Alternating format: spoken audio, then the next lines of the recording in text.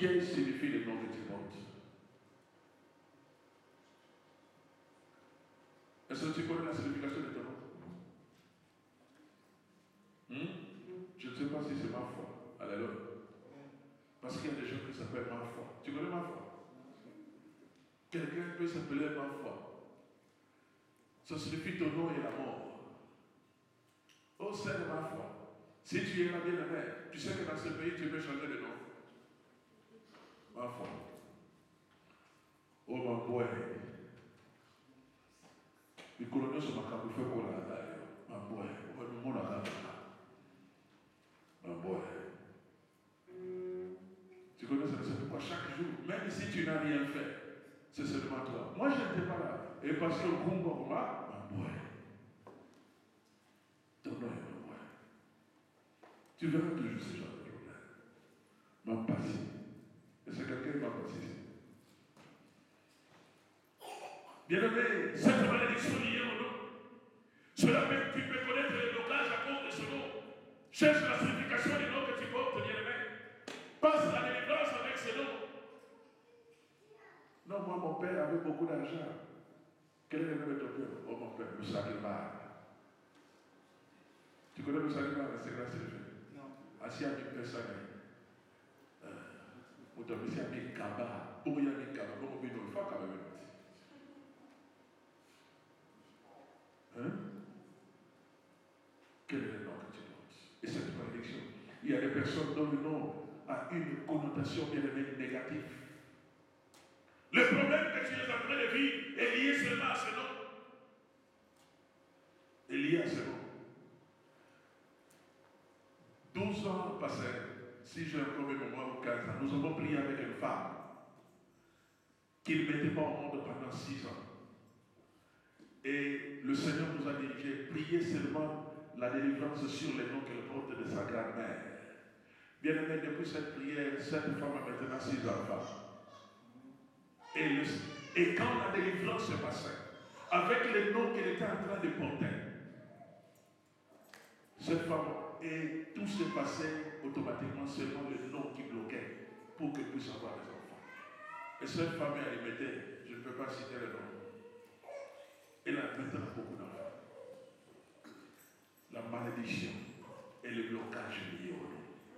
Certains parents, bien aimés, les noms signifient douleur, malheur, souffrance, pauvreté et encore des noms de divinités.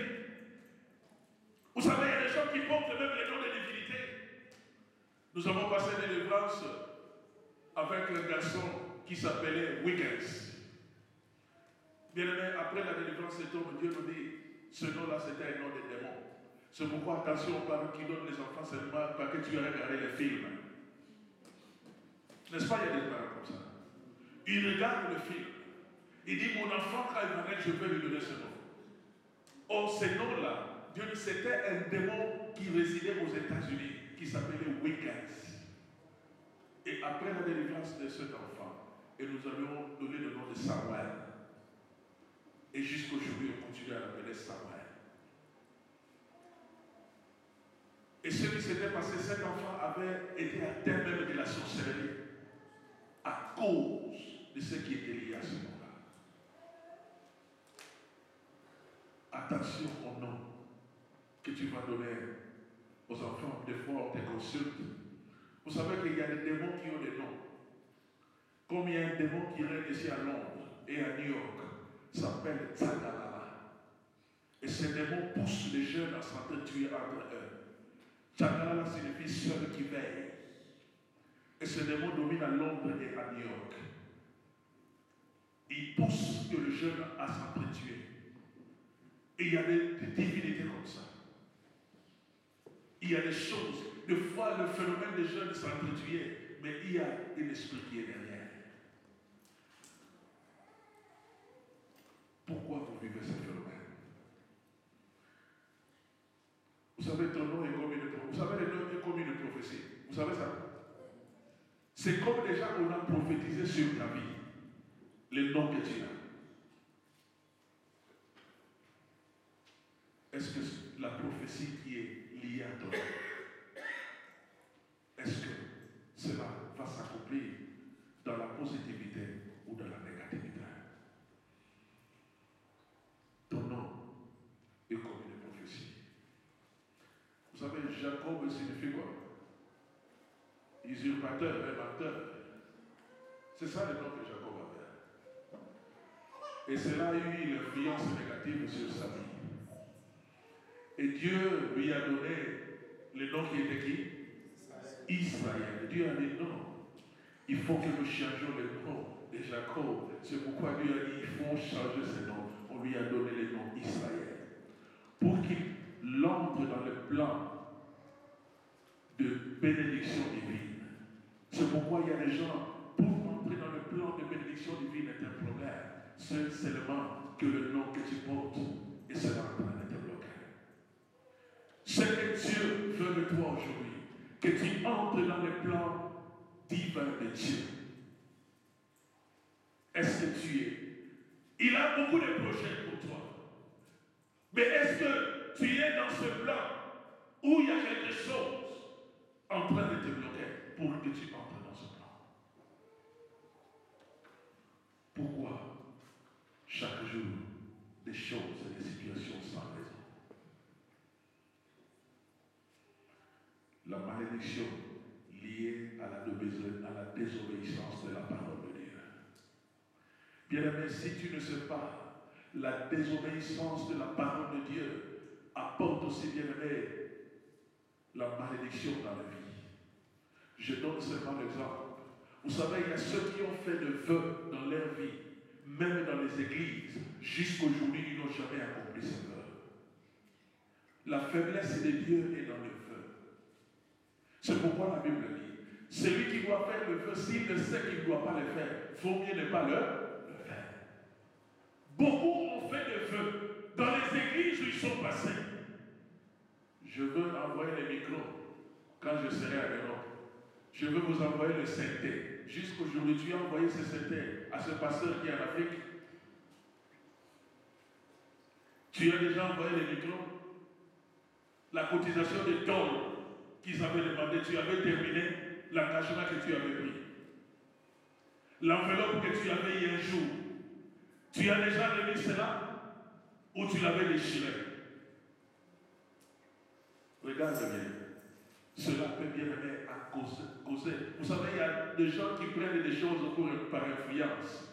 Les gens vont voir que je n'ai pas pris. Alléluia. Bien aimé, cela va créer des blocages dans ta vie. Et jusqu'au jour, le Seigneur va constater que tu as payé cela.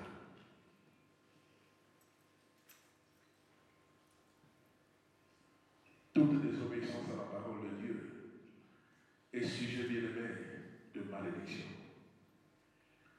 Rapidement, nous n'allons pas lire Deutéronome 28 à partir du 15. Regardez toutes les malédictions qui sont là pour ceux, et pratiquement de malédictions liées à la parole de Dieu. À partir de Deutéronome 28 et à partir du 15, tu descends. Cette liste n'est pas exhaustive car il peut y avoir d'autres causes en fonction, bien aimé, de pays et de cultures que le Saint-Esprit peut vous révéler. Beaucoup de choses. La malédiction,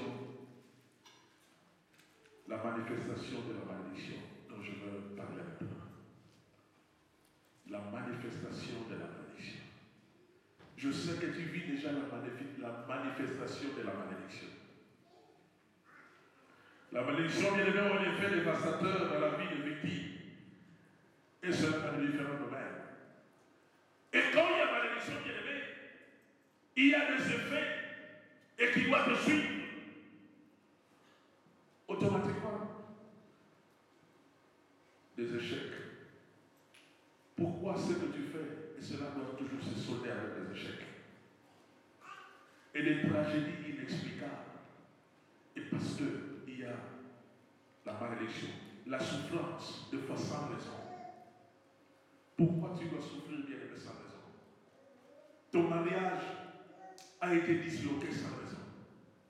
Un jour, je rencontre une femme. Alors, ils se sont séparés avec l'homme à qui ils ont fait des enfants. Alors, l'homme restait maintenant à Londres et la femme meurt. Alors, la femme me dit, pasteur, nous sommes rencontrés avec mon ex. Alléluia. Il a dit, maintenant, ils se sont poser la question. Pourquoi on s'est séparés? L'homme lui dit, moi aussi je ne sais pas. Et la femme aussi dit, moi aussi je ne sais pas. Il dit, est-ce qu'on peut recommencer? Il dit, non, toi tu es marié, moi aussi je suis marié, on ne peut plus recommencer. Maintenant, ils ne recommencent plus. Ils sont en train d'avoir des trichés. Pourquoi vous vous êtes séparés? La femme ne sait pas pourquoi ils se sont séparés. Et l'homme aussi, ni pourquoi ils se sont séparés. Il y a des gens qui ont perdu le mariage comme ça. Ta mère a été répudiée comme ça. C'est pourquoi tu dois faire très attention. Peut-être le jour où tu seras répudié dans un mariage, cela a commencé par ta mère. Il a eu des enfants avec des hommes qui l'ont répudié à 3 ou 4 reprises. Ces hommes l'ont répudié pour rien. 9 ans en Europe, tu as fait des enfants avec 4 maris, sans raison. Quand tu es, oui, ils veulent que vous restiez ensemble. Quand tu leur parles du mariage, nous, on ne se marie pas dans notre famille.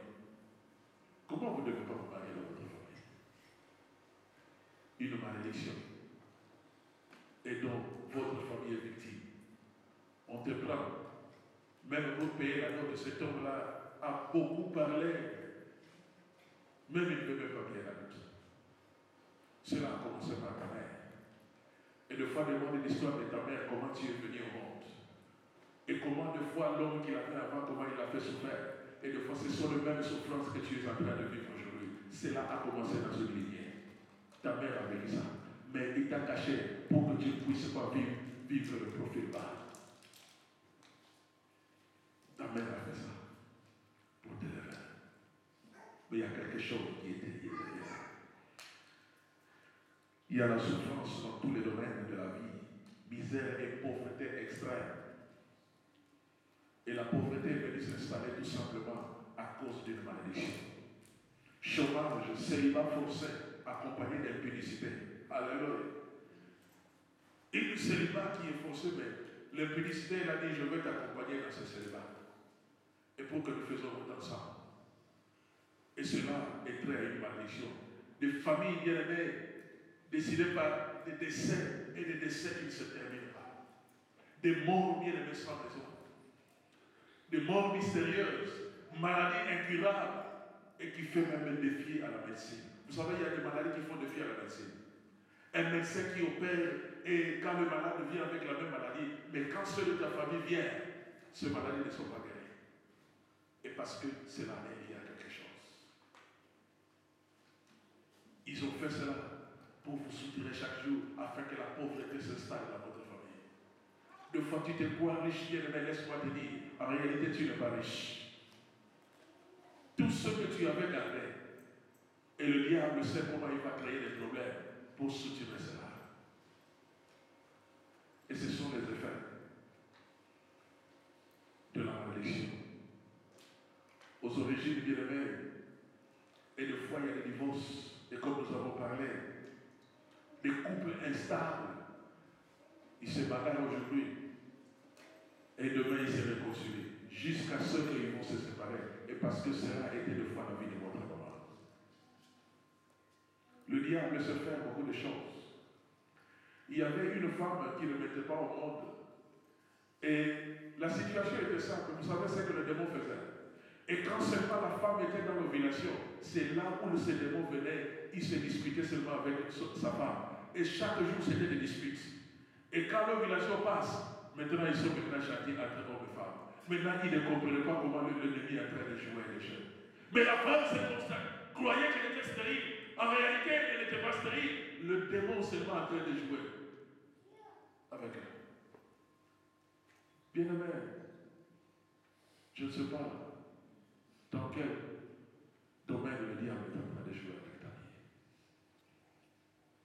Regarde ta famille.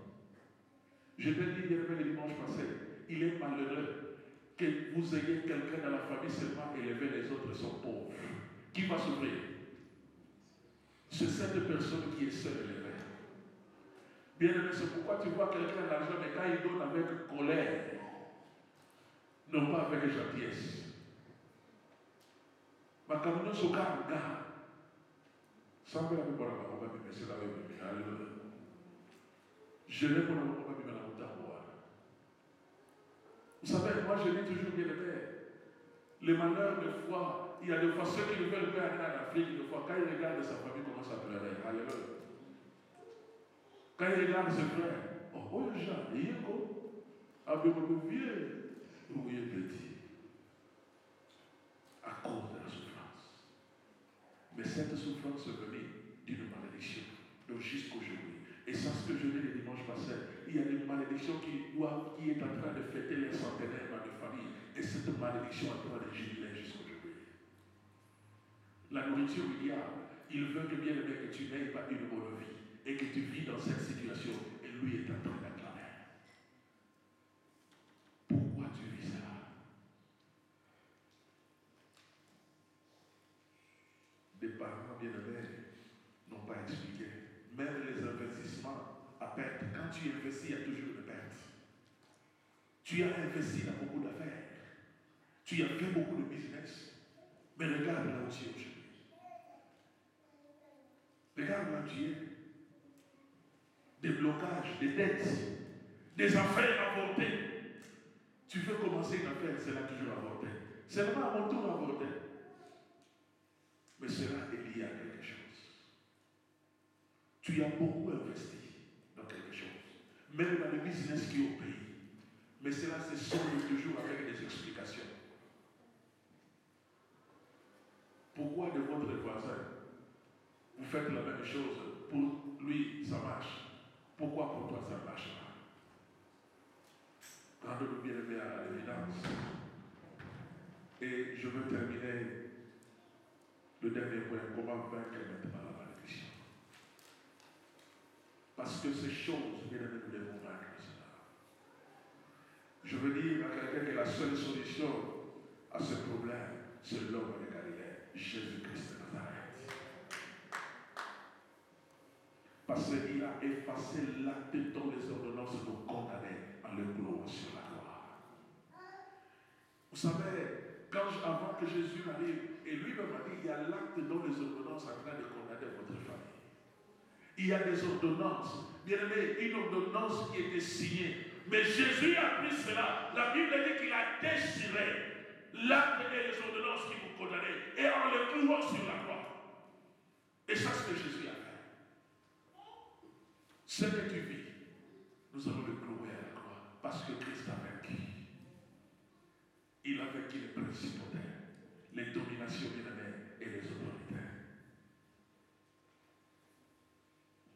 Il veut que nous soyons bénis. C'est pourquoi il est devenu une malédiction pour que nous devenions une bénédiction. C'est pourquoi je t'ai présenté l'homme de Galilée. Il n'y a que lui qui apportera la solution à ce problème. La Bible dit c'est pourquoi Dieu l'a souverainement élevé. Il lui a donné les noms qui étaient élevés au-dessus de tout nom. Devant le nom de Jésus, toute maladie, toute malédiction et tout ce que tu vis fléchira. Et cela va confesser ce soir, Jésus-Christ est Seigneur à la gloire du Dieu le Père. Cela doit confesser. Cette maladie doit confesser Jésus est Seigneur. Cette pauvreté doit confesser que Jésus est Seigneur. À la gloire du Dieu le Père. Ils doivent confesser que Jésus est Seigneur. Pourquoi seulement vous? Pour briser donc la malédiction bien-aimée, il faut renoncer la repentance de ce péché, de ce qui a été commis. Il faut qu'il y ait renoncement. Il faut qu'il y ait repentance. Et pour ces choses-là, des pensées, attitudes rebelles qui ont été commises bien-aimées, il faut qu'il y ait bien-aimé la confession sincère et les regrets de ces attitudes pécheresses. Votre famille doit entrer en repentance. C'est mieux, c'est vrai que tu vas entrer en repentance. Mais vous savez, il y a des repentances des nations. Mais c'est ce que je te dis, votre famille doit entrer en repentance pour une situation qui a été commise. Et pour tes frères. Vous savez, il y a des gens qui pleurent pour leurs frères qui sont restés là-bas. Quand tu vois leurs photos, vous savez, il y a certaines fois qui n'aiment même pas voir les photos de sa famille qui sont restés de l'autre côté. Quand ils voient, une fois, il ne va pas dormir. La situation de misère. tu es sorti. Et les autres sont toujours comme ça. Nous devons renoncer. Il faut qu'il ait bien aimé la confession sincère et le regret de ces choses qui ont été commises. Un seul péché qu'il avait non confessé empêche le Saint-Esprit d'agir et il sera impossible pour la personne d'être délivrée. Ce qui a été prononcé. Celui qui cache cette transgression de ton dit ne prospère pas. Bobele Yesu ndabongi bongo mosusu yango akuta wapi si Yesu ndabongi sepela yo moto zwiro bikokote pa na Yesu. Haleluya. Bobele yo mokunzi, bobele yo ndo sengeli. Amen.